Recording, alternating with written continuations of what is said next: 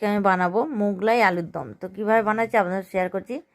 তো ছোটো ছোটো আলুগুলো নিয়ে আলুগুলোকে ভালো করে ছাড়িয়ে এগুলোকে ধুয়ে নিতে হবে। তো এখানে পেঁয়াজ নিয়ে নিচ্ছি, একটা মশলা করে নেবো। পেঁয়াজ কুচিয়ে নিচ্ছি, একটা গোটা রসুন, কাঁচা লঙ্কা, পোস্ত, আর এখানে দুটো শুকনো লঙ্কা দিয়ে দিলাম, দিয়ে পেস্ট করে নিচ্ছি। এখানে ক্যাপসিকাম একটা ডুমডুমো কেটে নিলাম, টমেটো কেটে নিয়েছি।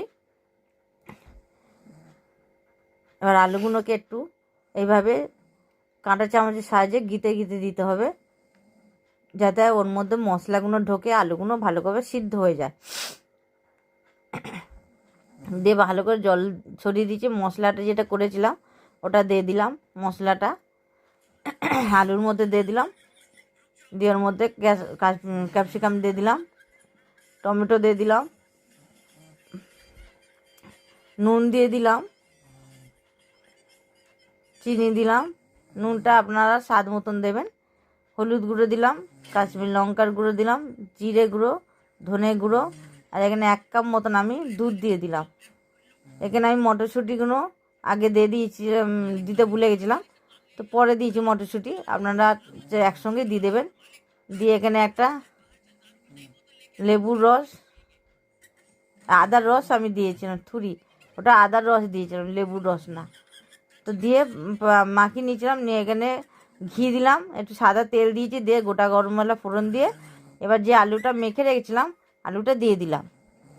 দিয়ে আবার একটু মিক্সি ধোয়া জল দিয়ে আবার 1 বাটি জলটা দিয়ে দিলাম এর মধ্যে। দিয়ে এবার এটাকে ভালো করে নাড়াচাড়া করে কম আঁচে ঢাকা দিয়ে রেখেছিলাম। আর যে মটরশুঁটিটা দিতে ভুলে গেছিলাম এটা আমি এখানে দিয়ে দিলাম। দিয়ে এবার কম আঁচে এটাকে নাড়িচাড়ে কম আঁচে ঢাকা দিয়ে আমি এটা সিদ্ধ হওয়া পর্যন্ত রেখে দেবো। কম আঁচে দেবেন, তাহলে ভালোভাবে আলুটা সিদ্ধ হয়ে যাবে। তো দেখুন সিদ্ধ হয়ে গেছে। আমি এবার ঢাকনা খুলে এর মধ্যে কাশ্মীর দিয়ে দিলাম, কাসুরি পাতা দিয়ে দিলাম, ওটা কাসুরি পাতা হবে। তা কাসুরি পাতা দিয়ে দিলাম। দেখুন কত সুন্দর রঙটা হয়েছে, দেখতেও খুব সুন্দর হয়েছিল। তো নাড়ি চাড়িয়ে নামানোর আগে এটা লেবুর রস দিয়ে দেবো। তো বন্ধুরা ভালো লাগলে একটা লাইক কমেন্ট সাবস্ক্রাইব করে পাশে থাকবেন। আর রুটি পরোটার সঙ্গে দুর্দান্ত হয়েছিল, এত সুন্দর হয়েছে, না খেলে বুঝতে পারবেন না যে এত সুন্দর টেস্ট হবে। একবার অবশ্যই বাড়িতে এইভাবে বানিয়ে দেখবেন। আলু সিদ্ধ হয়ে গেছে, তো এবার নামানোর আগে আমি একটা লেবু রস, আমি গোটা লেবু দিয়ে দিলাম এখানে, রসটা দিয়ে চিপে দিয়ে এবার নাড়াচাড়া করে এবার এটাকে নামিয়ে নেবো।